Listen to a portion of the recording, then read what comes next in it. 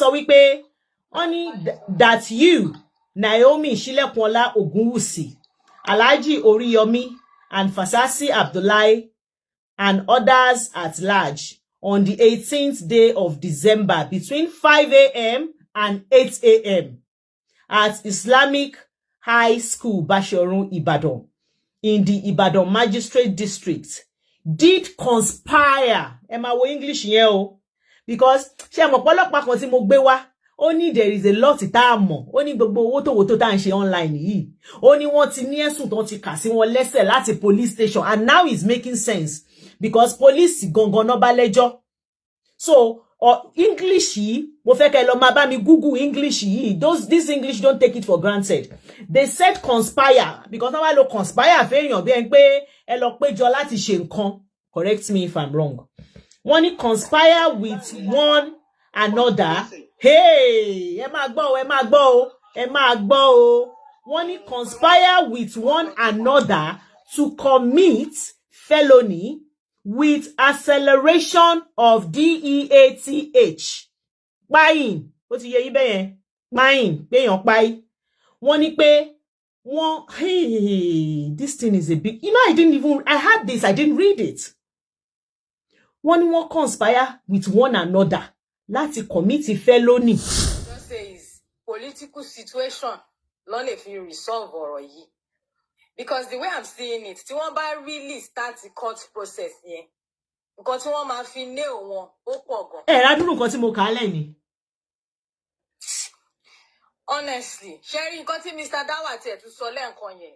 That nǹkan tó tiẹ̀ kíní yẹn ó ń dín wá sọ́kàn mi, because all this while gbogbo wa ti ń sọ pé program ò tí bẹ̀rẹ̀ kí stampede yẹn tó ṣẹlẹ̀. However, statements tí mommy ẹ̀ make yẹn ó show wípé they were already aware pé àwọn èèyàn ti ń débẹ̀. You know that never occurred to me until Mr. Dawa said it. Kò sí sentiment nílùú òyìnbó.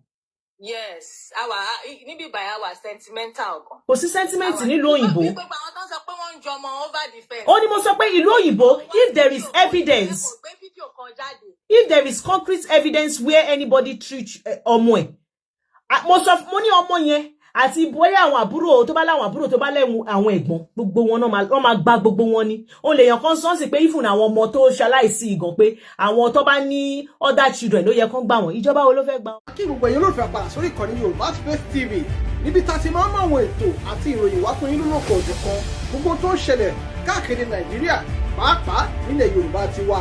Ẹ wo tó bá jẹ́ ìgbà àkọ́kọ́ tí yín rè lórí ìkànnì yìí, ẹ bá wa subscribe, ẹ sì má gbàgbé láti tẹ bọ́tìn kékeré tó dàbí àgbo yẹn tí yóò máa ta yín lóko nínú ìgbà tá a bá ti mú fídíò tuntun wá síta.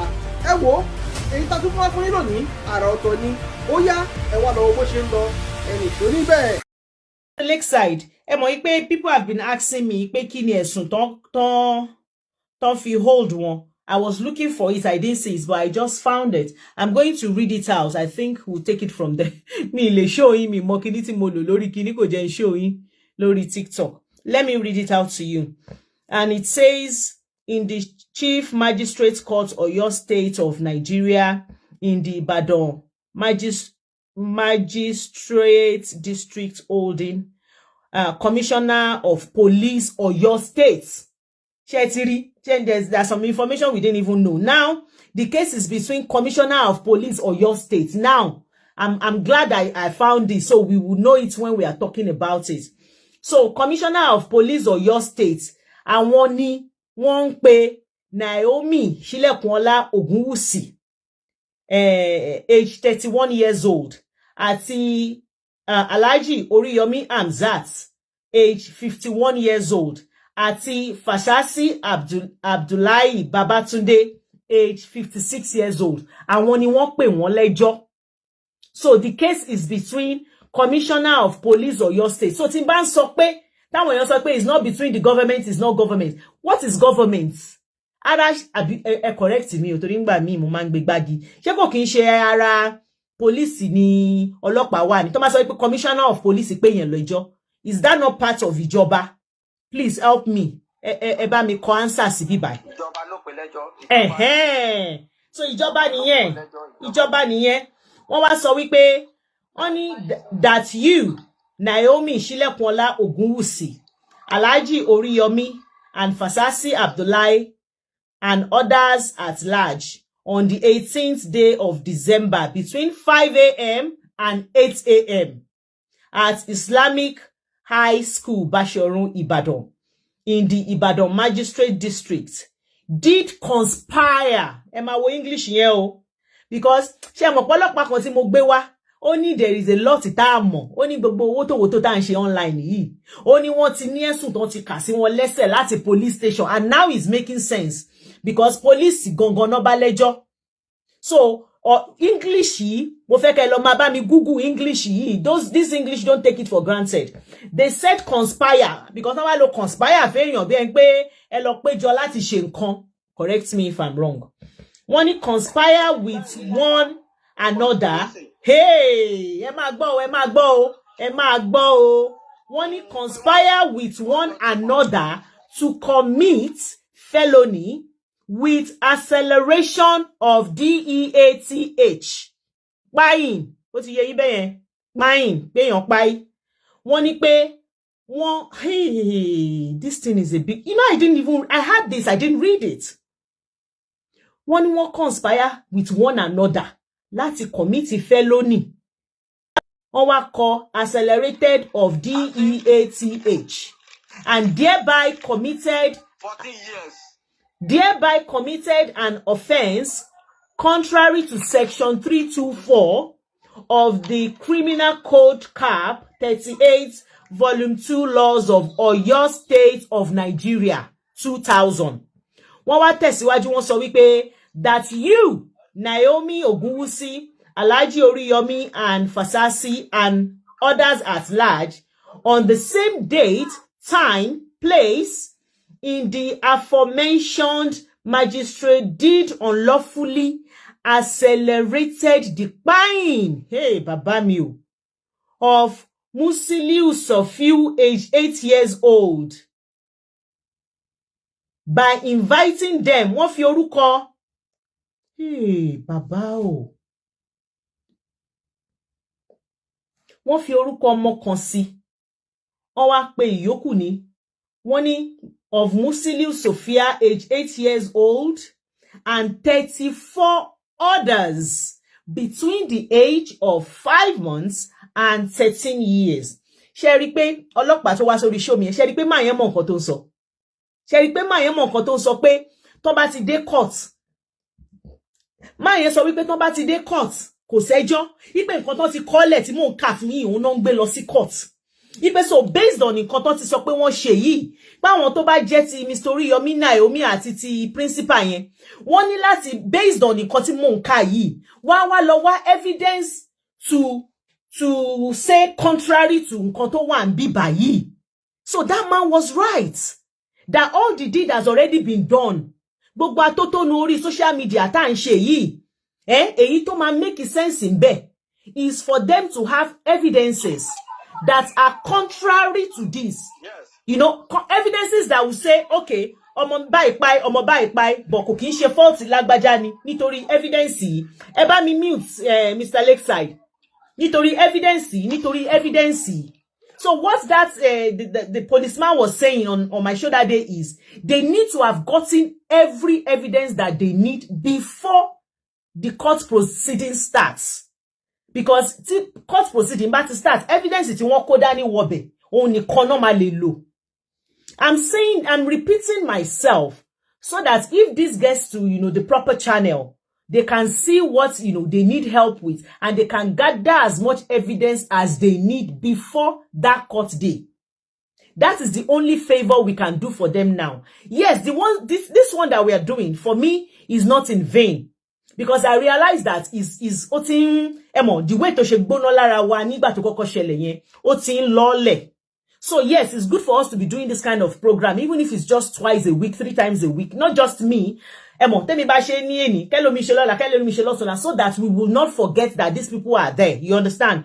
But the more nǹkan tó wà important fún wa gan láti ṣe is for us to look for evidence. Tó máa sọ wípé gbogbo nǹkan tí ìjọba kà sí wọn lẹ́sẹ̀ yìí o.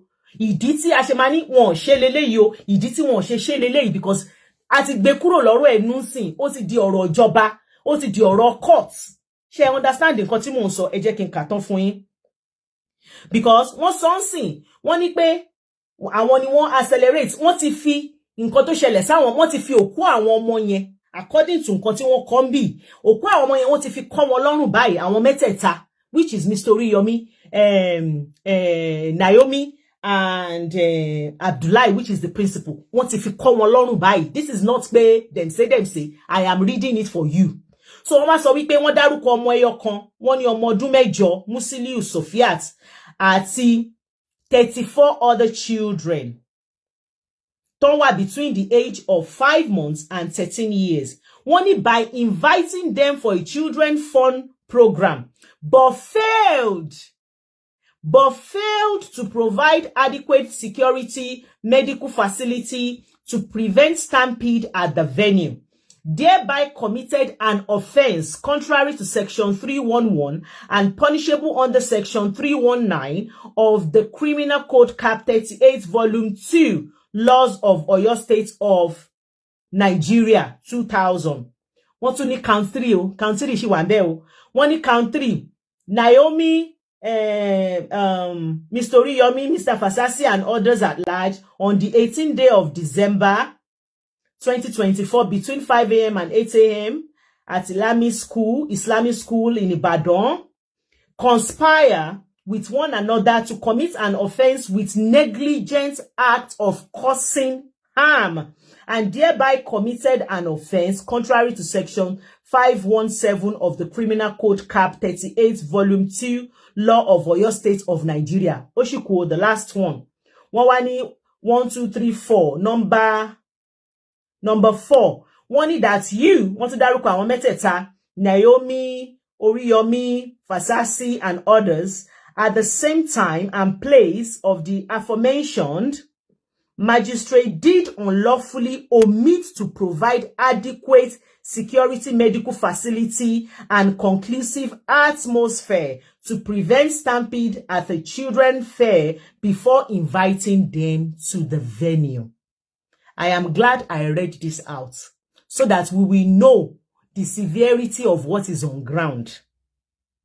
And for those that, that are close to Mr. Oriyomi, I don't know, I didn't see it. I can't see everything. But ẹni tó kọ́kọ́ sọ̀rọ̀ bí mo ṣe bẹ̀rẹ̀ show, the man said he has seen a lot of shows that people said, they are for Mr. Oriyomi, àwọn èèyàn Oriyomi, assistants Oriyomi, that, the things they were saying in some interview, it could even jẹ́ kí Mr. Oriyomi pẹ́ níbi tán wà yẹn. So in case, this my video gets to you, mo mọ̀ wípé ìtara ìfẹ́ tẹ́ ní sí Mr. Oriyomi ni. Before you go and grant any interview, make sure you've done your homework, you know what you want to talk about. Don't speak out of line. Don't say anything that will put them in more trouble. Don't make, Oyemi Lara Momsi, whether it's a lie or not, see, then now is on Mr. Oriyomi and Naomi and the principal, Mr. Fasasi, to prove. That is what I am telling. It's not about whether this thing that they've written is a lie or not. It's about proving. We can't just say, gbogbo nǹkan tí ìjọba kọ yìí, àwọn jẹ̀bi, ari nígbà tí wọ́n fo fence ari, gbogbo nǹkan tá rí yẹn won't go to the court of law. And that is why I said they need a very good barrister, solicitor that will counter this thing with some evidence and that will look for loophole in this section 311, section 317. Ó ní àwọn professionals kan tó jẹ́ wípé inú section tán ti gbé wọn tán fi mú wọn yìí, inú section yẹn náà tún ti máa lọ mú nǹkan tán máa fi tú wọn lẹ̀. Ó mọ̀ ṣe ní pé those lawyers, those solicitors máa mọṣẹ́ jura wọn lọ. Oníkálukú máa ní specialty. So sometimes if you need a solicitor, you need to make sure that you get a solicitor that knows about your case, that have dealt with similar cases, those similar CCTN, not just anybody just coming out and defending you and saying what is not. If you get my drift. But I'm just trying to let us know that this is no child's play. This is no child's play. I know you people will say, oh, wọ́n ti gbé Mr. Oriyomi tẹ́lẹ̀, wọ́n máa ń gbé wọn, wọ́n máa ń jù wọ́n lẹ̀. Believe me, every case is different. Every case is different and every case should be taken seriously. Whether we have their claims won't stand in true court, where the rule of law, justice and fairness, the order of the day, they should get their lawyers and stack up their evidences. Ti Oluwa, that is it. Sherry, gbogbo ìtẹ̀sọ́ níbẹ̀rẹ̀ yẹn, ẹ gbàgbé, Naija non pe bí. Naija non pe bí rule of law, claim of law, law of law. na Nigeria we dey. So Sherry Hendy so they should get themselves a good lawyer and stack up with evidences. I'm with you on that. And that is what I've been shouting at the beginning. I saw this coming. Because it's a big deal. When a life is lost, it's a big deal, even if it's one. Not to talk of them, Fiomo, Omo 35 for call your loan. And you know after Ati won shekini, àwọn kan tún sọ wípé ọmọ márùn tún ti ṣaláìsí lára àwọn ọmọ tó gbé lọ. I don't know how far it's true because we've not heard anything officially. But I heard that as at last week, when it was about 41. I don't know how far it's true. And that is why I didn't really talk about it like that on my page, because me or anything official to that effect. But I saw a program where the speaker was saying that Omomano to shalaisi more 35 to shalaisi tele or momefa or something like that. So you can imagine, confuse or 30 something coin your loan. It's a big deal. It's a big deal. And Emogobo, the claims that we are making about Mr. Oriyomi having a lot of ota, having a lot of people, that can't hold in court. We can say it because we might be right. There might be people in high places influencing everything in order for them not to get released. I know. But Sherry Gbogbo yen cannot le court of law. Us saying pe I want to law sílẹ̀ yen, there might be lots of people want to law sasin won. We can't prove that in the court of law. That is me so pe gbogbo nǹkan yen ò kìí ṣòótọ́. But now ẹ jẹ́ ká face the facts. Ẹ jẹ́ ká face the fact wọ́n sílẹ̀ o, èyàn kan ní kíní kan o, Oriyomi ti ṣe èyàn mẹ́wàá kan and everything. We can't take that to the court. So that is why they need a good lawyer that will do his homework. Almost, I don't know how they use, if they use private investigator in Nigeria. Those that are involved, they will have their own private investigators that will go and interview, people privately and stuff like that. Even those that lost their children, there could even be positive mouthpiece for Mr. Oriyomi. But like I said, we don't even know them. Maybe the government knows them because now I've seen a child's name. Ati oruko moyokon, but we don't know the rest of the children. Their claims, oh no, in God's name, who brought a 5-month-old, who brought a 5-month-old child to such gathering, Tori Olong. See, if I say something now, Sister Toyosi, you know, if you're a parent, if you're a parent of a 7-year-old, example, only almost 7-year-old. To jẹ́ that gathering o ma favor almost 7-year-old yen show ye but only almost 5-month-old to gbe dání but fẹ́ kí almost 7-year-old kó miss out ní gathering tó fẹ́ lọ yẹn. So of course wàá gbé almost 5-year-old dání. You are not taking your 5-year-old because o might enjoy anything, but you're taking your 5-year-old because you need to take your 7-year-old. Mo ṣe ní pé this thing ó pín yẹlẹyẹlẹ. Ẹni tó bá kàn gbọ́ 5-year-old lọ, you can almost 5-month-old rather, I correct myself, almost 5-month-old. Ẹni tó bá kàn gbọ́ 5-month-old lọ, tí kò mú any other almost 5-year-old, 7-year-old dání, you can query that person and say, why tó ṣe máa gbọ́ 3-month-old, 5-month-old dání, what are you doing here? But ẹni tó jẹ́ wípé ó mọ́ 7 years old dání, tí nǹkan tó fẹ́ ṣe yẹn wà fún, but ó ná 5-month-old tó gbé dání pẹ̀lú ẹ̀ because, ó fẹ́ kí ọmọ 7 years, ẹ mọ̀ pé ńgbà mí as parents, there might be programs designed for, one child and it's not designed for the other. But as a parent, I'm mo fẹ́ láti torí eléyìí kí má jẹ́ kí eléyìí gbádùn ni. Ó dá, màá pọ́n eléyìí sẹ́yìn, màá gbé eléyìí lọ.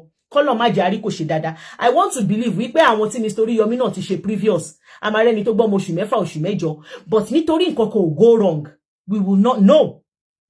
Like my caller said, it's only when things go wrong. That is when we will see. If this thing has gone well, let's say this gathering of 5,000 people.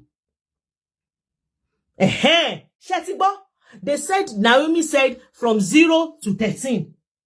Let them get a good lawyer.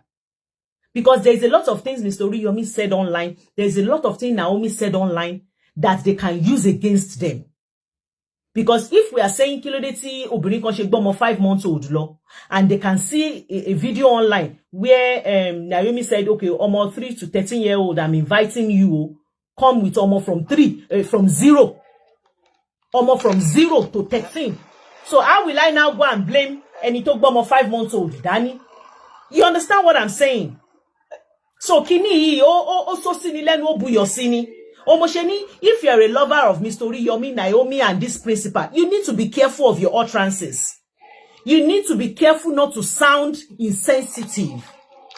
Ìgbà tí wọ́n sọ pé èèyàn kan tó súnmọ́ Mr. Oriyomi lọ ṣe interview bí kan sọ wípé tàwọn tó ṣaláìsí yẹn is still a minor thing. You can't say that. You can't say that ever. So we need to be careful. We need to be mindful. Kí tara pé àwọn tí mo nífẹ̀ẹ́ sí wọ́n wà níbi tí wọ́n wà kó má tún lọ sọ nǹkan tó jẹ́ wípé you know, it will make you sound insensitive, like you care more about them than you need to get the balance. Whether you like it or not, you need to get the balance. And you need to make sure that you don't sound insensitive in your bid to fight for the living. You don't sound insensitive to àwọn tó ti pa ṣẹgẹtẹ. Mr. Lakeside, continue. Offense tó tiẹ̀ fún wọn yẹn. Ṣé ń gbọ́? Mo ń gbọ́. I mean, can't charges ẹyọ kan. Wọ́n lè Don't find them guilty, they will spend more than 10 years upward. Really? I mean, one of the count charges, count charges that you're content for one. But anything about felony, am I it's a criminal offense. Criminal offense, me. One 10 to 14 years. Lara Momsi, what is wrong with your line? I keep bringing you up, you keep disappearing. It says you are on. Are you on, Lara Momsi? Tọ́lọ̀ ń bá lè ṣe tí àwọn governor kan já sí. I think that's it. The matter is pé best lawyer kan lè kò lè ṣe o. Let me tell you, bí best lawyer ṣe wà ní ibi òun làwọn tó charges court náà ní best fan o.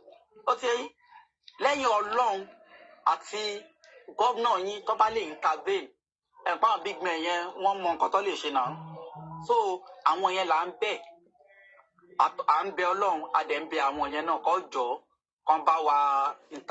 Sister Oregold.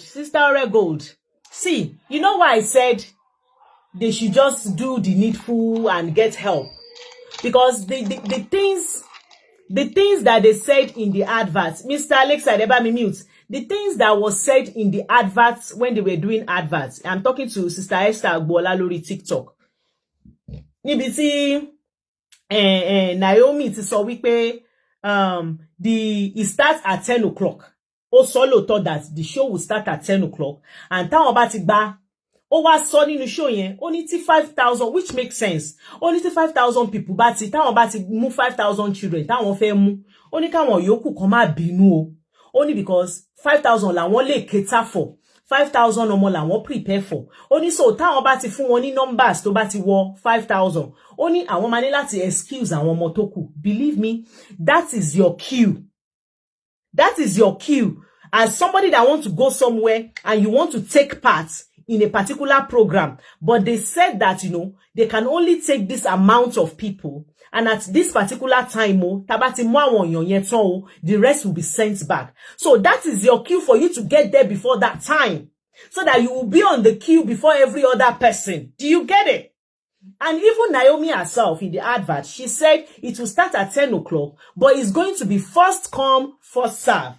And what tabakoko rimbe, and what lamakoko da loan, tabade ti down on 5,000 yen loan. That will be it. Lara Momsi, can you request again? It says you're here, but you keep disappearing. Is it your network? Mr. Dawa class, are you here? You understand what I'm saying? So almost anyway, there is a lot. Ibite meeting tenumo lawyer niye. Pay Connie good lawyer that can fight for them when it comes to pay. Okay, but you said this, you said only I will be Connie no law that can still be used to defend somebody. Tell your very good lawyer. Yeni munso that can interpret things. Exactly, Ore Gold. She said it's first come, first serve. You understand? So this is the things that they can now use. Mr. Dawa class. Only God can save them. Tabade sọ̀rọ̀ God ń sìn. Wọ́n máa tún wá fọwọ́ gún wọn mú sí stop mentioning God in this situation. Leave God in this situation. How can you leave God? Eh? Oh no, ni mo ń sọ, Mr. Dawa. That's exactly what I'm saying, that all these things will be, you know, this is them, the commissioner of police that they have case with will use their utterances. In short, when I saw a video where Mr. Oriyomi said, Naomi is the host, I'm the co-host, Owo mi jabo, because I've, on my page, I've been saying Mr. Oriyomi knows nothing about this thing. Mr. Oriyomi knows nothing about this thing. When I saw that Mr. Oriyomi calling himself co-host, Owo mi jabo in the sense that, Momo Wipe, that word alone, Ijoba would now use it against him. Oh, you said you are not part of the organizer, but this is you with your own mouth, your own words, saying that you are co-host. So when you call yourself co-host, that means you are part of host. You are co-hosting with somebody. So a joint shake back money. I think I'm going to go with Mr. Dawa here that, I think we need more of God intervention. More of God intervention. But yes, I will still say evidences that if you have evidences, please help me to keep power tapping on TikTok, Joe. Evidence, if you have evidences, nothing is too small, nothing is too big. I will still say be putting it on Agidigbo. Just go and leave it Agidigbo messenger. Elomada Sibe is the lawyer that will now look at it and will now say, okay, eleyi wa viable, eleyi wa viable. We can use this one, we cannot use this one. Do you understand what I'm saying? But we can't still kodanu. Yes, she said that. She said 2 policemen and 2 private guards stayed while Mr. Dawa, I was thinking that will work for them. Will that work against them? Law. Because I thought them saying that they actually have security personnel on ground 24 hours before the event, that will speak good for them. But are you saying it will work against them? Oh my God. Mr. Dawa, come up now. Let me invite you. Come up, please. Let me share in your brain. Borrow me your brain, Mr. Dawa.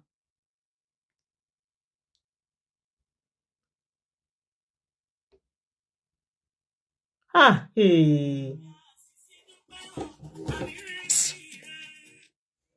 Hello? Hello?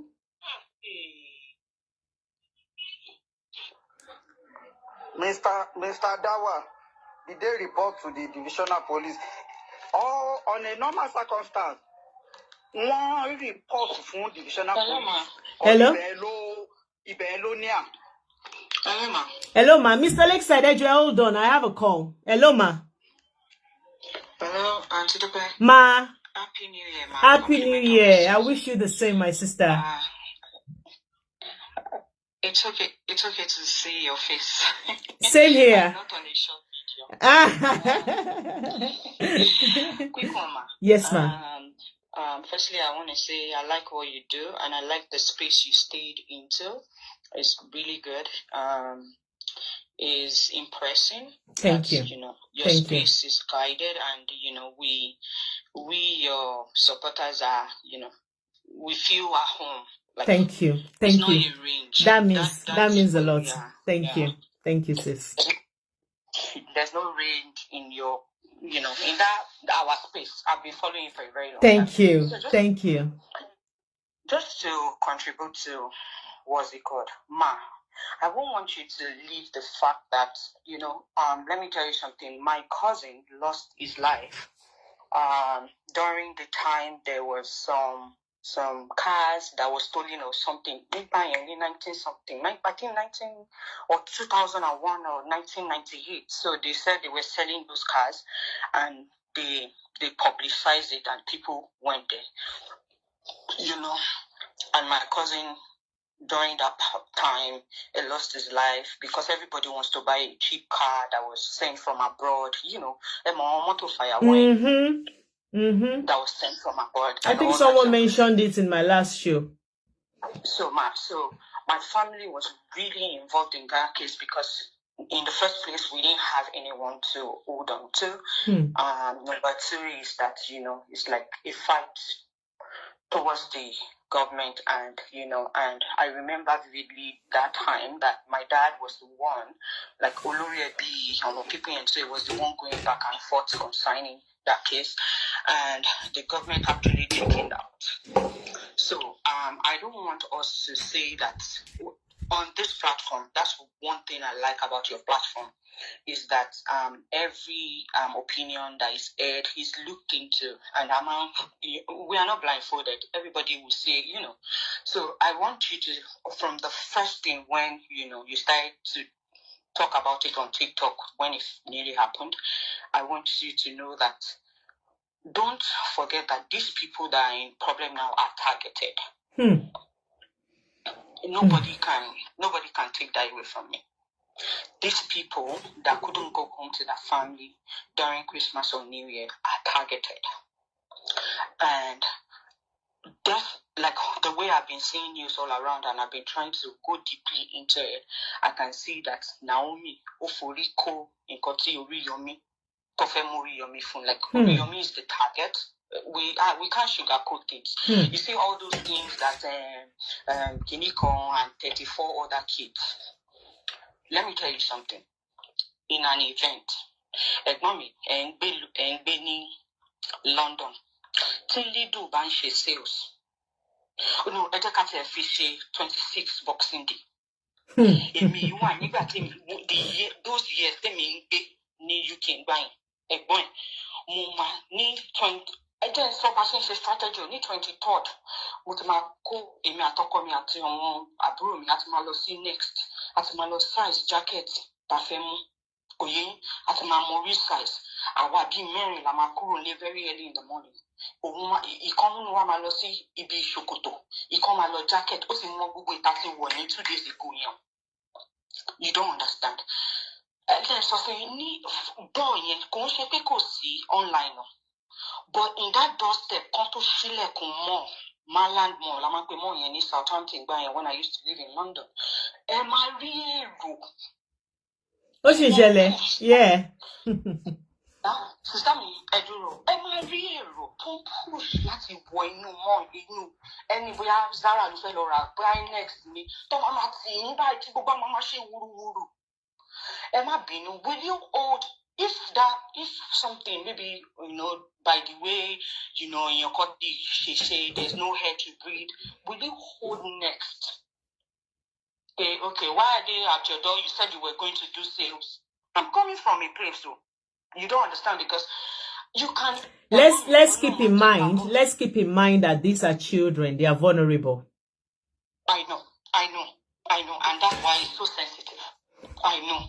In fact, from the age range, that's one year, from 3 years old to 13, I have two. Zero. She said 0 to 13. So I have two within those range. 13. So I can imagine if my boy, you don't understand, he can't even fight for his life. But however, I just suffering, my son, I say my son to pay. Oh no, my deki. Tika. I mean, Tika ba fe mu sister mi o le ni pink te wo yen pink October ni kan ma wo pink fún breast cancer now kile te fi wo pink Ọlọ́run má jẹ́ kéèyàn teni tika. Even if they had done it the way, please let me to power tap put it gongpa. If they have done it the way it's meant to be, they're taking right steps, they have enough security, they have enough protocols. School is not good. But when you go to school, you are able to get the job you want. You appreciate it. God bless you. But when you're talking to an illiterate, there's no need for you to talk. Because it will be rude. 19. Show feel boy 19. Of course, don't call anyone. Only lo yo mongo. Mommy already go to you. You understand? But however, when you were reading all those things, don't charge against them. There's the time you go for you no now. Erike mo kade bi kan mo lanu ni ile panu de. Kono ma jẹ́ kí ẹni kéèyàn bá ẹni tó ti parí iṣẹ́ kéèyàn bá rìn. Because nígbà tí mo gbọ́ interview Oriyomi the first time they invited wa lórí TikTok, my yẹn sọ pé he couldn't sleep. So like he was already having like an anxiety attack over that program.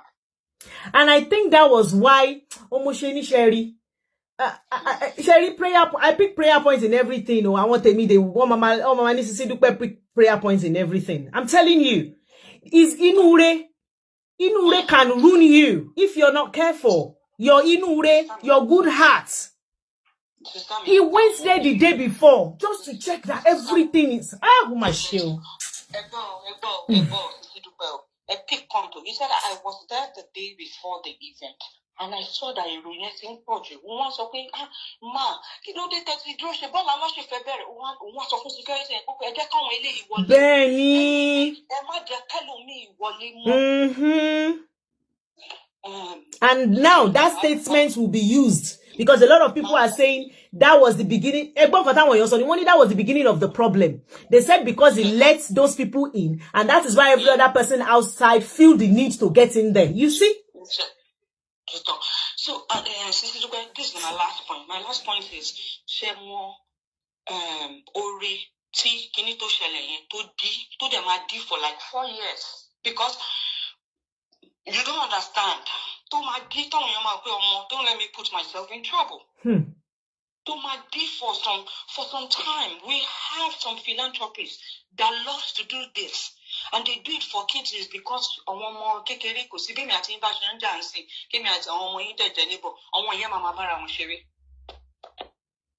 whether boya e so fun won ni mo boya me ati yin ja but won mama bara won sere you don't understand. Benny won lota God bless you. So nkan tó bá ti jẹ́ tomode awon èyàn ma really look into it and make sure they help. You don't understand, but with the situation of things, right? So tell me, Adria Lamamba. Let's just remember them in our prayer. He's done so much. I know sometimes me more. I don't know how to explain it because I went to say he's done he's done so much. And the fact that Mama fi space konsile, ipe gbogbo wa kò sẹ́ni tó gbọ́n tán. We are not perfect. Ma. We're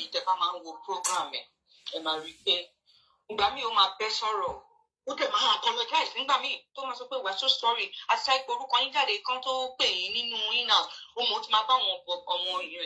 Èmi náà ti call one how to read. Wọ́n ti ṣe nǹkan méjì kan tí mo call one how to read. But I always deal with each case differently. I don't attach. No, I won't say that. That's why I said that it's a safe place to call in, and that's why you see me calling. I know that your face is a safe place to call in. I'm on Kiroro. Yeah, because our opinion differs. We see things differently.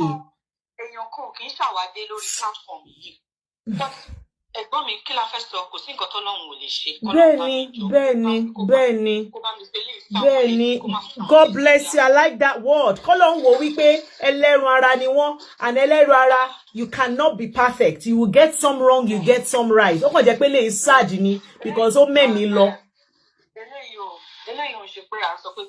because I heard some people and I'm seeing some comments. No. It can be anyone and we still stand.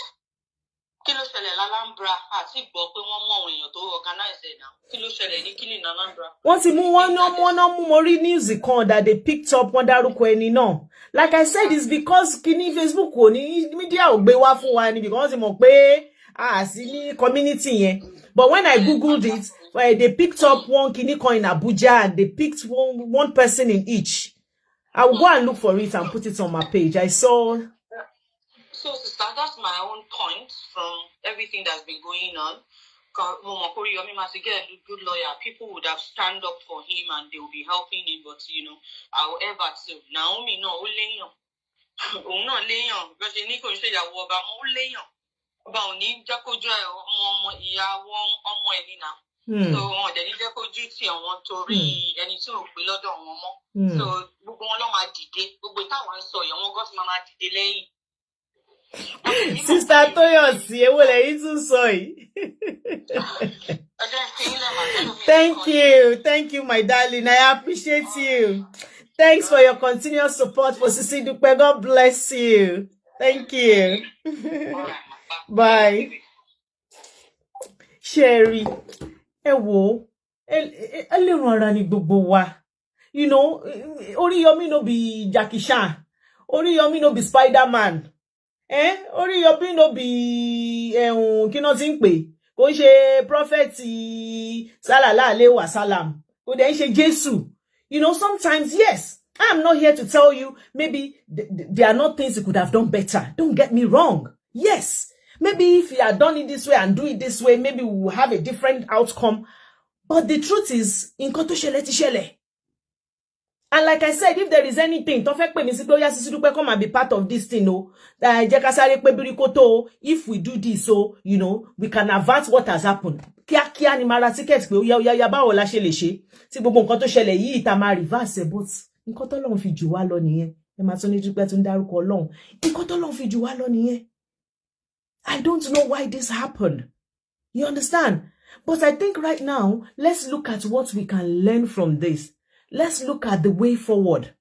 Let's look at what we can do so that if somebody were to, you know, do gathering for children or adults tomorrow, what have we learned from this? What are we going to do better? Because of nǹkan tó ṣẹlẹ̀ ní situation eléyìí. Tá bá fẹ́ ṣe nǹkan mi lọ́la, kí la máa mú ní situation yìí, tá máa fi mélé, tá máa fi ṣe better.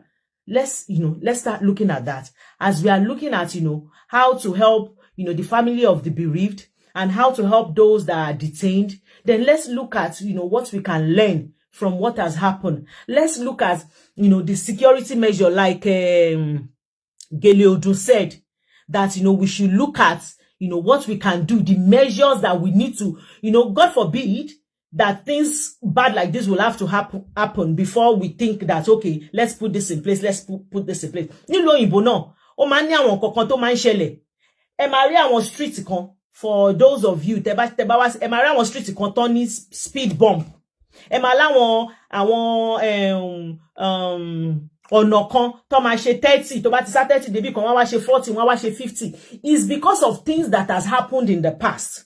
Irú àwọn ibi tó fi speed bump sí yẹn, àwọn streets ló máa sábà fi yẹn sí. Accident ti ṣẹlẹ̀ ní bóyá ọmọ kan ti sáré bọ́ta nínú ilé tí mọ́tò tó ń lọ gbùrùrù tó gbá ọmọ yẹn. Then they will now sit down, okay, kí la fẹ́ ṣe? Tiru kan báyìí ò ní ṣẹlẹ̀. Ibẹ̀ náà ti wò pé, okay, let's make this street 10. Let's make this street 20. So how do we stop cars from running on the street? They will now put speed bump.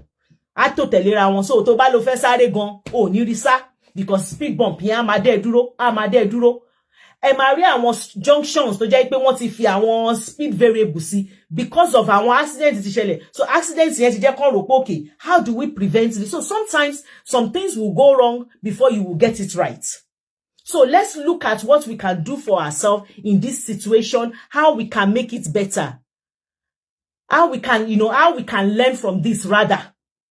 You know, so now we know if you want to gather children, number one, gathering 5,000 children in a place at once, we know that is a no-no. And now we know that, even though we know before, but now we have evidence to that effect, that if you call 5,000, 50,000 will come. So if you call 1,000, you understand? If you call 5,000, 50,000 will come. If you call 1,000, 5,000 will come. It gets here. So now, if you know you want to cater for 500, maybe you should put out and say, I'm catering for 100. Hey, get it. To buy suppose cater for 100, oh my God, 1,000, Wahora move 500 nínú 1,000 yẹn. But to bá ti gbé síta pé 1,000 ló fẹ́ cater fún 10,000 máa wá. Ẹ ti get here. Like somebody said, gbogbo ẹ̀ náà kọ́ ni and they said in an impoverished area. Ẹ má jẹ́ àparọ́.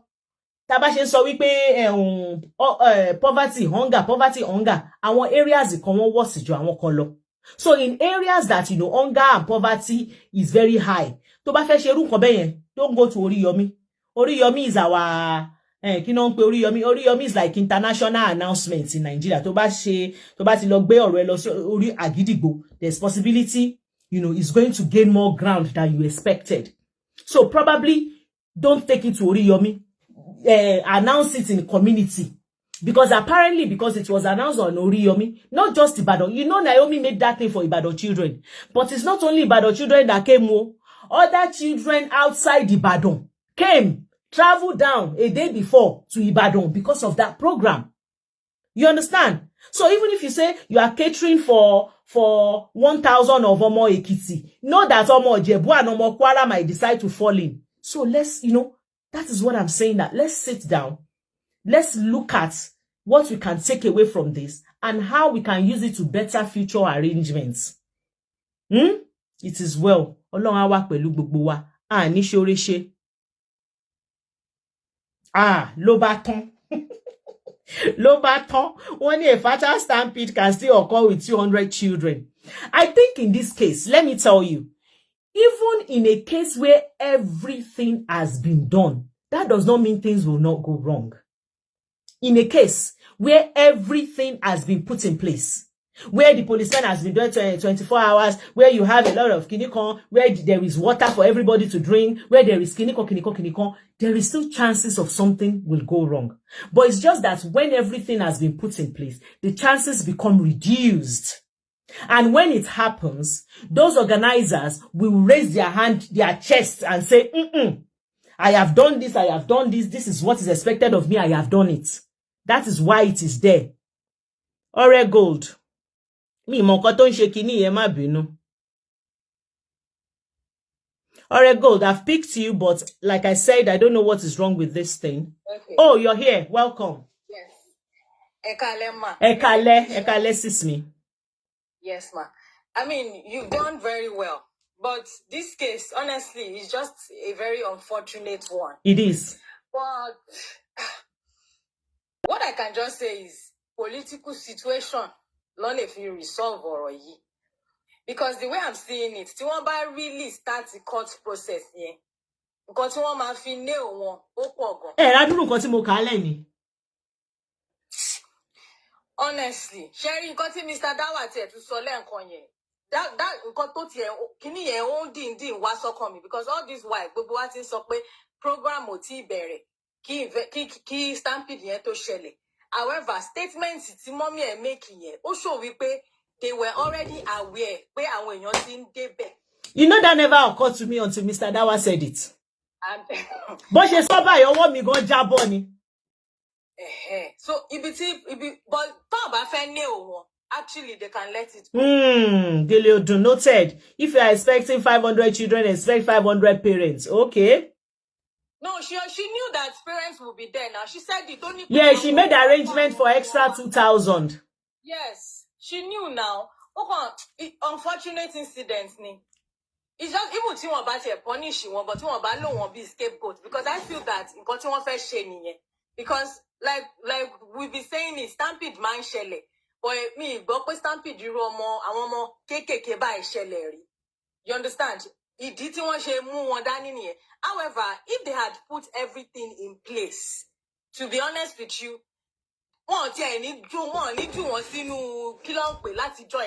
God bless you, Ore Gold. God bless you. That is what I said. That in every sensible country, they are going to hold them responsible. Yes. Then they will now have to shalaye. Iru Naomi sin. Iru Naomi sin. You know, in as much as our name is in front, you know that, yes. Okay, let me speak. You know me now. Let's say I want to organize something for children. I don't know much about it, but I have the finances to do it.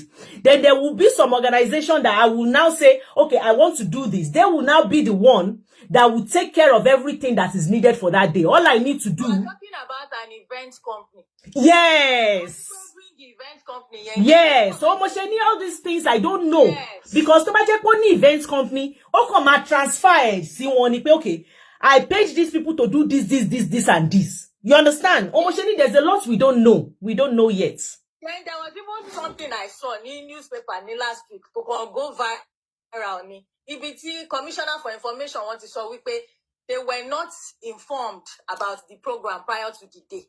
Sis, do you have that? Somebody said it and I've been asking. Commissioner, I visit commissioner, but documentation. That was what one man said. Sis, me, can you send me the link? If you see that video again, please send the link to me, please. Okay, I'll look for it. Yeah, thank you. Thank you. But program other places. most likely kò kí inform government pé òun fẹ́ ṣe nǹkan báyìí. Ṣé mọ̀ gbogbo ìtàn sọ́nsìn kò sí medical kíní kan kò sí kíní kan torí nǹkan tó ṣẹlẹ̀ náà lọ ṣe ń ronú lọ sí gbogbo bẹ̀ yẹn. Otherwise ó máa ṣe program yẹn kò dẹ̀ ní sí anything but tí nǹkan burúkú bá ti ṣẹlẹ̀ a lot of things ni wọ́n máa bring up wípé just to nail her pé okay o ṣe nǹkan báyìí. So it's just an unfortunate situation. Mo kàn feel wípé political solution ló lè fún kíní.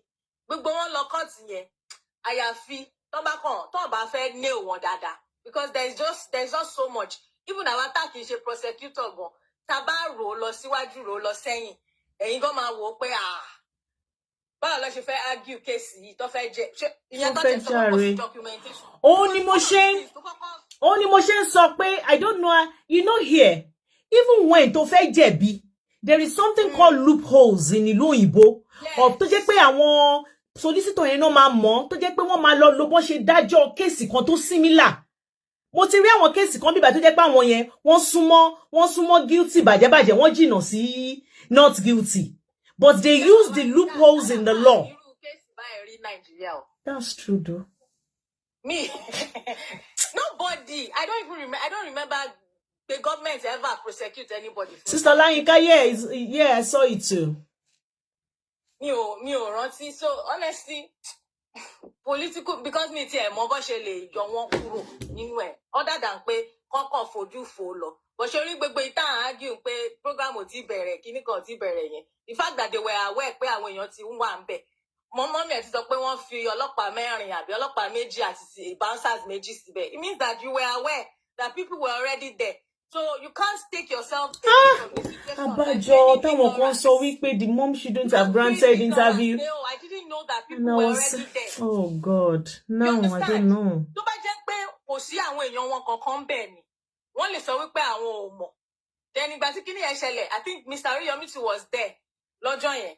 So now gbogbo nǹkan bẹ́ẹ̀ yẹn tẹ́ bá ti wò ẹ máa wò pé báwo lẹ ṣe wá fẹ́ sọ pé okay program yẹn jẹ́ kó tẹ́ bá ní pé mọ̀ 8 o'clock lẹ́yìn máa dé bẹ́ẹ̀ o. Do you understand? I did the program. I don't know if you watched the first program I did. I spoke to a solicitor here, Uyiboni. I gave him the scenario, and he said to me that they are not at fault. If that's what I now said to him that, you know, one of the Kinikon was there and he went to, he now said, is that person part of the organizer? And as at that time, I was saying Mr. Oriyomi is not organizer. So he said, oh, if he's not organizer, fine. Only but if organizer was there before the time the program starts, then they have the duty of care, you know, to make sure that, you know, everything went well, that could be used. The submissions, you know. Find political situation to solution to it. I mean, kino man pe kini yẹn tí wọ́n bá fẹ́ lo church mind olóyìnbó tó máa ń pè tó bá fẹ́ fi èèyàn sílẹ̀ on ṣe humanitarian ground àbí pardon especially when the intention was good or something like that. I know there is something like that too. Well, anyway, wọ́n lè pardon wọn náà. Tó bá fẹ́ pardon wọn, but ọmọ kan bí mo ṣe ń wo situation bí gbà tẹ́ pé wọ́n fẹ́ fi wọ́n ṣe scapegoat. And if you notice it, kò ṣe wípé àwọn èèyàn ṣe giveaway mọ́ wọ́n ṣe, but a lot of people these days wọ́n wà very careful. Tẹ́ bá lọ sórí Instagram after nǹkan yẹn, àìmọye àwọn èèyàn ló ti ṣe giveaway, but ẹ máa rí wípé security bẹ̀ máa ń tight gan. Because people are now aware wípé irú nǹkan báyìí lè ṣẹlẹ̀ if they don't take charge of it from the beginning. So gbogbo pé àwọn èèyàn ti fẹ́ máa ṣe oore mọ́ yẹn, I don't believe that. It's just that situations like this, ó máa jẹ́ ká mọ̀ wípé everybody is so shokoto. Every give and see, you need to take your liability. I said if you want to use 10 million to do giveaway. If you want to use 5 million of that 10 million to secure security and share the remaining 5 million, don't make sense. You go put her into trouble. Unfortunate situation. But since we haven't heard anything, we will assume. Yeah, we will assume it's not been sorted. So, Chairman, now, so at the end of the day, really, one is solve it. Let's keep it away from the media for a while. Ṣebí orí show yìí náà lèèyàn kan wá tó ní Sisi Dúpẹ́ yé yọrọ ẹlẹ́nu ta ló sọ fún ẹ pé wọ́n detain wọn àwọn tó ti fi sí tó fi hotel kan tesi tó ń gbádùn ìjọba ọkàn fẹ́ kẹ́ gbọ́nu sọ ìjọba ò fẹ́ kẹ́ máa náwọn ò ṣe nǹkan kan ni pé kò sí nǹkan kan you know, and when you hear that kind of a thing wàá máa wò pé maybe you should keep quiet. I don't know, that's just speculation and I don't know. Because if we are saying nothing, they are enjoying and they are actually being detained. You understand? I don't know. But what do you think Olopa Nso yìí kí lẹ rò pé ó lè ṣe fún wọn? Can it really help them? Oh, no. When you know, sometimes when if actually they are being detained and you know they are going to take them to court and everything like that, it's good for us to be talking about it. You understand? And I'm not saying my platform alone, like everybody talking about it. So the jobber will know that, you know, people want to know what is happening. People are curious. That will make them want to maybe do the right thing because they will know that people will ask questions. But if they see that nobody is talking about it, that, you know, you understand? Because sometimes, in as much as social media will think it doesn't do much, but it does a lot because it will make the jobber know that people are still interested in this case and people are waiting for what their outcome will be. People are interested in knowing their outcome and what they've investigated and how they got the jobber needs to know that fine, it's you, but you need to let the people know because and that is the one problem I have with when it comes to jobber. They don't carry, you know, when it's something happen like that, there will be everyday updates of what is happening. Media is not interested either. Have you seen any media out talk based story here recently? Oh no, everybody is quiet. I don't know. Yes. Let me not say everybody, but I'm not seeing much. Let me put it that way. I'm not seeing, you know, much. No, our YouTubers, and those ones you don't even know if the information they are giving is true. It's true. I don't even go on YouTube to get any information. I don't. Or anything. We're just saying your color visit your color checking all of those things. We don't even know what is happening. Because sis, till today, can you believe we've not even heard anything about, you know, the family of the deceased? That is not nice. That's even ridiculous. Have me a body in country president ni omo 30 something ni lukan. And I'm not seeing anything. A president behind there over for IG, no. And even, have we seen IG visiting the family? Because they will come tomorrow and say they visited quietly. That's not the place you visit quietly. We should know that you visited them. We should know what you have done for them. We should know what you have in place for them. You know? Nothing. I mean, it's just ridiculous. Like, why? Why are they keeping the family? Even the community want to help, but they don't know where to go to. They don't know who to call or where to go in order to help this family. You understand? Investigative journalists in Nigeria. I won't. They don't, because by now, BBC Yoruba come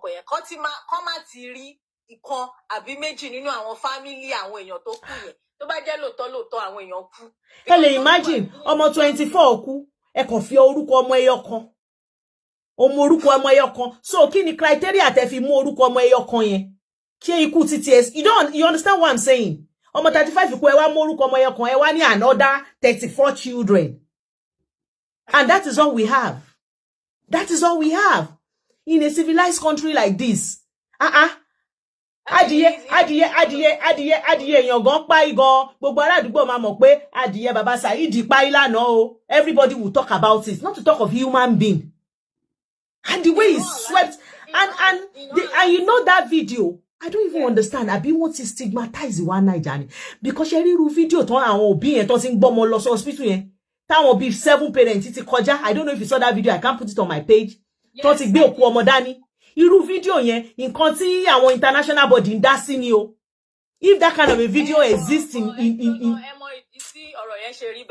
because of the people involved, the moment we shared, a lot of us were blaming the parents. Sister Toyosi said, somebody just said something here that visiting them means compensating them. You know, that never occurred to me. Probably that's why because when they visit, they will compare. Probably they don't want to.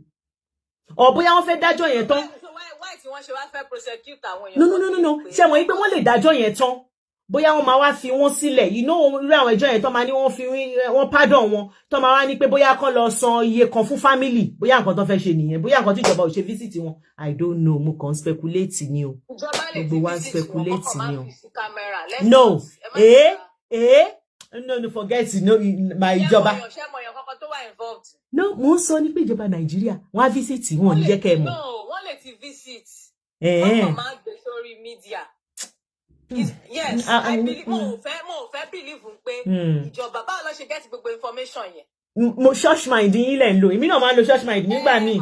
Tí wàá máa wò pé kò normal kí wọ́n má ṣe. Even the governor's wife, the governor fúnra rẹ̀ ò bá visit. Ṣé governor's wife go ti ní visit or something? Maybe mo kàn ń ronú bí èèyàn ni o. Ó yé mi. Àwọn tó wà ń jọba bẹ́ẹ̀ wọ́n ronú bí àwa o. Ó yé mi bàjẹ́. Up till now, First Lady Ọ̀yọ́ State ò sọ nǹkan kan pa kéèsì. No condolence, nothing. Kò sọ nípa kéèsì yẹn. Àwọn èèyàn tó wà ní ìjọba wa yìí ọ̀pọ̀lọpọ̀ wọn dájú díẹ̀. Wọ́n dájú. But èmi náà tún rò wípé ìgbà míì mò ń rò ọ̀rọ̀ yìí pé àwọn gan ò fẹ́ blow it up because of the people involved. Ẹ wo, Sherry, and this is what I said, that you know what happened when people don't have information. When you don't give people information, people will create information by themselves. They will speculate and they will design and make up their own information. And that is why you see where that kind of a thing happened here. Daily ni. Wọ́n ti ṣe báyìí o, ìgbà tó wá gbé wọn, okay o. Tó bá wá ní ṣe nǹkan kan fọ́sẹ̀ méjì, they will tell you why they are not doing it. And, you know, they will keep you informed so that you can use that information, you know, to your own keynote. But when we don't have anything. Now I can't blame anybody that wants to just, you know, formulate their own and just assume and just say their own. Justice for Mohbad. Yìí ṣe mọ̀ pé àwọn TikTokers wọ́n ṣì ń gbé justice for Mohbad dúró. If not for àwọn TikTokers tó ṣoríṣiríṣi so nígbà kankan pa ẹ̀ mọ́. Ọjọ́ so far èmi ò rí nǹkan tó achieve pẹ̀lú ẹ̀ lọ. Ẹ ṣáà rí tèmi ṣe hùn. Ṣé rí mi tẹ́ lọ yẹn? The only thing you are going to get from me with that topic is The media is just useless in Nigeria. Let me store àwọn media yẹn gangan ó yẹ kán ti wá òfin tó ibẹ̀ yẹn pé ṣé lóòótọ́ làwọn èèyàn tiẹ̀. And to even think that the person involved is in the media business. Almost is it àbí wọn kò fún wa ní information ni? Because if you are talking of media, Oriyomi ò kéré nínú media. No, àwọn tí ẹ ò lè lọ ṣe. Àwọn tàbí pé wọ́n lè lọ ṣe because of pé ọ̀gá wọn ló wà involved. Wọ́n máa ní only náà wà partial. Because kí ló fẹ́ report fún wa pé èèyàn báyìí ló kù nígbà tó ń charge ọ̀gá wọn fún nǹkan. I don't blame you, Asake Olanrewaju. I don't blame you if you are saying, are we sure that the buying are true? I don't blame you because they didn't give us any information. We only have one name now. We don't have the name for the other 34 children. So if anybody is thinking, probably nobody bought, I can't blame them. But at least I saw àwọn ọmọ tí mo rí tán kó lọ hospital lọ́jọ́ yẹn wọ́n á tó ọmọ mẹ́wàá tán tó tẹ̀léra wọn. Except they will tell you, oh, I saw it. Mi fi sí page mi ní tán gbá gate pé kán ṣí gate. Another person, èèyàn kan kú túbọ̀tà, ó tún ní fídíò yẹn, kò ń ṣe ọjọ́ yẹn pọ́jọ́ mi ní, ìwọ lèèyàn wá fẹ́ believe. I don't know. But I saw the video. Tán ti ń kan gate táwọn hospital yẹn tán tilẹ̀kùn. Tí gbogbo wọn gbé ọmọ tó ti ṣaláìsí, ṣé obìnrin kan ọmọ méjì ló gbé dání tó ti ṣaláìsí. Wọ́n tó tẹ̀léra wọn báyìí ni. I saw it. But somebody just said to me, Sisi Dupe, can you prove that, you know, that video you saw is for that day? They shush because I can't prove it. But what I saw on social media was that video was from that day. But somebody was now asking me, Sisi Dupe, if you are asked to prove it, they prove it. Hence why I didn't put it on my page. Well, let's just assume that because mo ń gbọ́ lórí show èèyàn kan tó sọ pé wọ́n máa lọ sí court ní I think January 7th. Ọlọ́run aṣọ́ wa jù gbà yẹn lọ. Ọlọ́run aṣọ́ wa jù gbà yẹn lọ. Kíkẹ́ ní déètè nínú. So that should be Tuesday, right? Ọjọ́ Tuesday nìyẹn. I don't even think I will be making any more video too. I want to wait for I want to see what I will hear from the Joba next because I'm not hearing anything. And I am careful. I don't want to speculate. Ìjọba your state wọ́n kó the gun bẹ̀ yẹn o. báwo ni information kò trickle out rárá. Wọ́n kàn dákẹ́ rọ́rọ́. Like, what's going on? And the media is not interested in the case. And they are actually doing, you know, man, be not riots, but be walking. They are doing it because I saw another one 2 days ago that they said it's a new one. Tí wọ́n rìn, tọ́n rìn lọ sí NTA, wọ́n rìn lọ sí gbogbo ẹ̀. No, what is here like last week or so, 2 weeks ago? No, mo gbé yẹn ti last week yẹn. There is another one. Ti last week yẹn, they wọ́n gba wájú bí tí kíní ẹ̀ ti ṣẹlẹ̀. Eléyìí tí mo tún rí yìí. Wọ́n lọ sí NTA Ìbàdàn, wọ́n lọ, it's a different one again. That don't work it, don't interview wọ́n tún lọ sí bí building kan, you know. Àyítẹ́mi kọ́kọ́ rí yẹn, wọ́n lọ sọ́dọ̀ Olúbàdàn, wọ́n dẹ̀ lọ sí NTA. So, yes, this one is new because the first one here, I watched it live and I screen recorded it live, but this other one was not live. Political solution. One information won't trickle out because of the people involved. Monkan, ẹ jẹ́ ká fi sílẹ̀ ńbí ná. Ẹ jẹ́ ká fi sílẹ̀ ńbí ká máa rántí wọ́n nú àdúrà. Let's wait for what will nǹkan tá a máa gbọ́ next. Situation wọn pẹ̀lú opinion wa, because you know opinion nígbà mi. I mean, opinions are cheap, but sometimes no. Nǹkan mi tá sọ àlè àmọ́ àwọn tó ń gbọ́. Yeah, if we don't have information, then at least we'll have opinion. Abby, you will have opinion. And one thing I say to people is, the way we are created, the moment you hear something, to back bonk, whether you like it or not, automatically you start forming an opinion, even if you don't say it out. Inside you, based on the koto bonye, you are forming opinion. That is how we are built. You are forming opinion. But another thing is, koto opinion she bad in it, because opinion wale yato. So you can imagine us, you know, doing everything on opinion. You won't get anywhere. There might be a lot going on. I agree, Sister Toyosi, behind closed doors that I know that. That we are not privy to. I know that. I know. Only Misheni, I don't know what, that is why when people ask questions, I will tell you, I can't answer this one.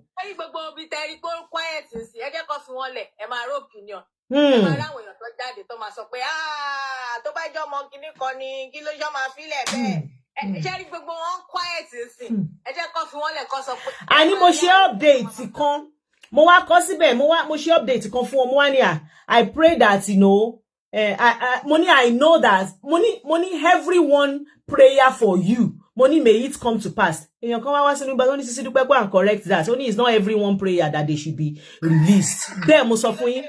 Only is not everyone prayer. Only go and write there that their loved ones. Kíá mo lọ ṣe nje. Only our loved ones sí wọn ló fẹ́ kon bota nbe. Only believe me, it's not everybody that wants them out. And I sat there and I said, that's true. That I'm telling you. Yes.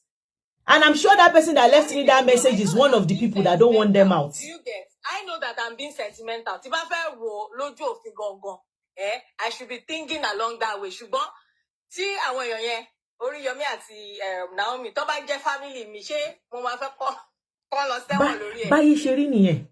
Jàforí ẹ̀ everybody ń ṣe. Tó bá jọ ọmọ èèyàn náà làwọn ọmọ tó kú yẹn tí ó máa sọ pé kàn fi wọ́n lẹ̀. So in this case, I just feel like àwọn ọmọ tó ti kú àkúkú lè gbé wọn padà wá. Thank you. Àti pé ṣe rọ́rọ̀ yóò sọ síyàn lẹ́nu. Ó buyọ̀ sí ni. Because ṣe rí gbogbo àwọn nínú àwọn tọmọ wọn ṣe aláìsí. Ẹ máa rí tó máa bọ́ta tó máa sọ pé Oriyomi ti ṣe dáadáa fóun rí. Bẹ́ẹ̀ni. Ẹ máa rẹ́ni tó máa bọ́ta. Irú àwọn ọmọ méjì tó Oriyomi gbé dání yẹn tí parents wọn ò síbẹ̀ tó Oriyomi ṣá gbé wọn síbẹ̀. If Oriyomi has left these children on the floor, the parents ò síbẹ̀, those children would have been among àwọn tó pa yìí now. Ó mo ṣe ní sometimes rere wà nínú ibi dẹ̀ wà nínú rere. So yìí wọ́n ṣe wà yìí gbogbo ibi tán bá wà guilt máa fẹ́ pa wọ́n. Nǹkan tí mo sọ ní last show mi nìyẹn. Mo ní bóyá wọ́n mú wọn bóyá ò mú wọn. Àwọn gan bó ṣe wà yẹn ó máa blame ara wọn wípé àwọn fọwọ́ ara àwọn pa ọmọ àwọn. That's what people don't know. Irú yẹn gan blame tán fúnra wọn. My husband was telling me that he saw a video that one man went to a hospital pé ó lọ báyà ọ̀nà ọmọ méjì ẹniyẹn ló ṣaláìsí. Ipe ngba tó kan yẹn wá débẹ̀ pé wá ń sọ fún ìyàwó ẹ̀ pé ṣebí mo sọ fún ẹ pé kó má lọ something like that. Pé ní tó bá ti kúrò nbi báyìí má wálé o.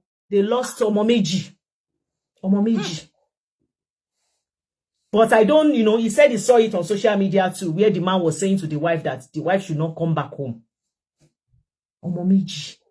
Ọmọ ṣe ni ó sọ sí mi lẹ́nu ó buyọ̀ sí mi. Obìnrin ló máa lose home ẹ̀ lórí ọ̀rọ̀ yìí náà tó tọ́ ni náà torí kò sí ọkọ náà tí nǹkan báyìí bá ṣẹlẹ̀ tí kò ní faraya. I concur, Grace Awe, I concur. Àìmọye àwọn tí wọ́n máa lé dànù nílé ọkọ lórí ọ̀rọ̀ yìí. Ó kò jẹ́ àwọn wà sentimental at the same time a tún máa ronú pé àwọn ọmọ òkúkú lè padà wá. But èmi kàn feel pé wípé mo sọ my last show sísọrẹ mo sọ síbẹ̀ wípé they should, tó bá jẹ́ lóyìnbó ni they are going to investigate those parents, and any parent that is found liable for negligence or for putting their child's life at risk, they will be picked up. Ṣé mo pé kò sí sentiment nílùú òyìnbó? Yes, níbi by our sentimental gan. Kò sí sentiment nílùú òyìnbó. Àwọn tó sọ pé wọ́n ń jọmọ over the fence. Ó ní mo sọ pé ìlú òyìnbó, if there is evidence, if there is concrete evidence where anybody treats ọmọ ẹ̀, mo ní ọmọ yẹn àti bóyá àwọn àbúrò tó bá láwọn àbúrò tó bá lẹ́wọ̀n àwọn ẹ̀gbọ́n gbogbo wọn náà máa gba gbogbo wọn ni. Ó lè yàn kan sọ́ọ̀sì pé even àwọn ọmọ tó ṣaláìsí ìgàn pé àwọn tó bá ní other children ló yẹ kán gbà wọ́n. Ìjọba wo ló fẹ́ gba ọmọ? Ìjọba wo ló lè ìjọba fẹ́ kọ́ ọmọ sí? They don't have such, I don't think they have such groups or organization that does that. I don't think we have kí ló ń pè wọ́n níbí báyìí, social worker and stuff like that. Because things that involves children, especially when, they are putting the life of children at risk or they are not doing what they are supposed to do. Ó láwọn kan tó jẹ́ pé ṣé wọ́n nìyẹn. Wọ́n máa rò pé wọ́n lọ fẹ́ ni. Tí nǹkan bá ṣẹlẹ̀ bí báyìí sìn tó wọ́n máa dọ́fẹ́ dé ni. Bọ́lọ́pàá ṣe ń dé social worker máa tẹ̀lé ni. Kọ́ tiẹ̀ tó gbọ́ anything, wọ́n mọ́ ọmọ yẹn lọ ni. Ṣé ẹ fi pé wọ́n máa interrogate àwọn parents? I don't see that happening. I'm not gonna lie. Even ọjọ́ tí wọ́n kó wọn lọ sí court kó tó di pé wọ́n ní kó lọ remand wọn. We didn't know about it until after tí wọ́n give judgment now. Yeah. So some of these things ó ti ń ṣẹlẹ̀ lábẹ́lẹ̀ tí wọ́n ò ní sọ fún wa. I feel that tí video evidence bá wà pé yàn kan jọ ọmọ ẹ̀, definitely wọ́n máa múrú ẹni yẹn.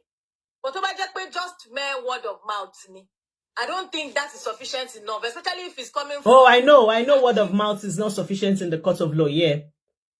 So, yeah. Then you don't accuse, oh my friend defender right now. So how do you prove that it really happened? So you want us to believe you just because you said so? Where's your evidence? Except of course, to buy other people who are maybe parents who can corroborate that story. Happy New Year, Sis Boboye. It's just unfortunate. It's unfortunate. Let's wait and hear. I'll put my ears down. If I hear anything, I'll. But right now, believe me, I don't know what they are doing. I'm not nothing. In short, I woke up this morning. As I woke up, I think I woke up very early, around past 5, and my mind just that was why I put their picture up again and just say a word of prayer because I don't know. Because there is no news. I don't have any news. Tuesday. Let's see what is going to happen. Let's see. Let's wait until then. Information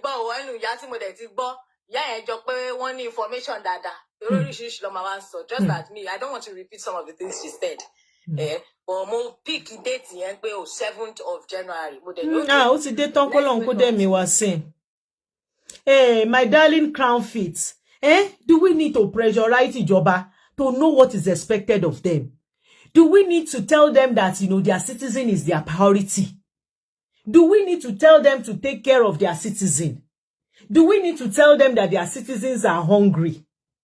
All this information, they are the first to know. They know. They don't need any blogger to tell them. Let's even say they were blind before. Let's say they didn't see before. At least with this one that happened now. At least they've seen with this. Ambulance ti e wa nyoju nígbà táwọn ọmọ tin pa yi. At least mo rí ambulance méjì. Èyàn kan ní pé kí n ti e má pe mọ́tò yẹn. Ó ní Sisi Dúpẹ́ má pe mọ́tò yẹn l'ambulance. Ó ní mọ́tò wo ló ń pè la ṣe ambulance wa nìyẹn. Nani ohun anila nani. That is why our Ibadan ambulance, Agbabe. But you know, there's a lot of things that every one of us needs to learn from this. I'm telling you. I said even things that you are not doing for the public. Even when you are doing things for family, go on risk assessments. Oh yeah, share risk assessments. Ni ṣoore ṣe. Ore téèyàn máa ṣe tó máa bùyàn lọ́wọ́. Ore téèyàn máa ṣe téèyàn ò ní rẹ́ bí èèyàn. Okay, ẹ jẹ́ fún yín ní example kan sìn. Ṣé ẹ ṣàmọ̀ Eniola Badmus, ẹ mọ̀ pé ó ṣe charity events kan. Yeah. Recently. Yeah. Ṣé mọ̀ pé àgbọ̀n pa ẹ̀ until it was done, yes. Yes. Ó dẹ̀ ẹ mọ̀ òun wà specific. Ṣógúnlẹ̀ ló ti ṣe, and apparently only this is the 7th year tóun máa ṣe. Imagine pé ká ló fẹ́ ṣe kíní yẹn ó wá lọ announce ẹ̀. Ṣé mọ̀ pé irú stampede sí kíní yẹn máa cause. Bẹ́ẹ̀ni. Náà bí mo ṣe rí crowd yẹn, àwọn tó fẹ́ ṣe é fún gan, ẹ rí wọn lẹ́gbẹ̀ẹ́ kan, ẹ wá ráwọn èrò lápá kan tó kàn ń wòran. Àwọn yẹn kàn ń wòran ni. Area yẹn náà làwọn yẹn náà ti wá o. So gbogbo kíní yìí náà lesson ńlá ni. Tí yàn bá ti ṣe irú nǹkan bẹ́ẹ̀ yẹn, tó bá ṣe tán gbé fídíò yẹn jáde, the video can still go viral. Honestly, ẹ kàn ṣe word of mouth ní títí. In fact, ní gbogbo area Bashorun yẹn gan, tó bá máa fi polongo kiri, wọ́n á réyàn 5,000. Although I still don't agree that kéèyàn ṣe event for more 5,000 in one day is advisable for anybody. Yes, I agree with that too. I don't agree with that because I feel like 5,000 is a little too much in one day. Maybe, you know, tó bá máa ṣe in 2-3 days, it would have been better. Maybe tó bá jẹ́ pé tickets wà and it will not be ọjọ́ kan náà. Probably. But gbogbo yẹn náà ti lọ ṣá. Gbogbo ẹyọ long. Fingers crossed. Oh yeah, everybody cross your finger. Let's see what we hear next. I hope so. I hope that we use it as a learning curve, learning opportunity for everybody. Not just children. When you want to do something, assessment is important. Risk assessment. And I tell people that we do risk assessment every day, even in our day-to-day life. We think risk assessment is when you want to do big thing. Risk assessment is you just assessing what you want to do, looking at what you want to do and looking at what can go wrong and putting in, putting oríṣiríṣi nǹkan in place to make whatever can go wrong, to make sure it could go wrong, or to bá dẹ̀ fẹ́ go wrong, make sure it go bad. That is risk assessment. Let's use it in our day-to-day life. A professional event organizer would have saved them all this headache. Èmi mo ti ṣiṣẹ́ ní event company. Even nǹkan tí ò kì í ṣe charity kìíní gan, tó bá jẹ́ party gan la fẹ́ ṣe, number of our security men àbí bouncers tá máa ń gbà, ó depend on the number of guests tá expect. Bó ṣe yẹ kó rí nìyẹn, but do we do it like that? No, in most cases. Kì í ṣe. Even government got on sọ̀rọ̀ pé wọn sọ gbá wọn ṣàwó fún wọn. Do they actually have policies in place? Pé tí yàn bá fẹ́ ṣe irú event báyìí o, nǹkan báyìí ni expectations. I don't want to believe we don't have that. I don't think that. But yeah, what I want to believe is we have it. We are not following it. I think I will be able to sleep. But to think that we don't have it. Medical facility. I don't think that I knew.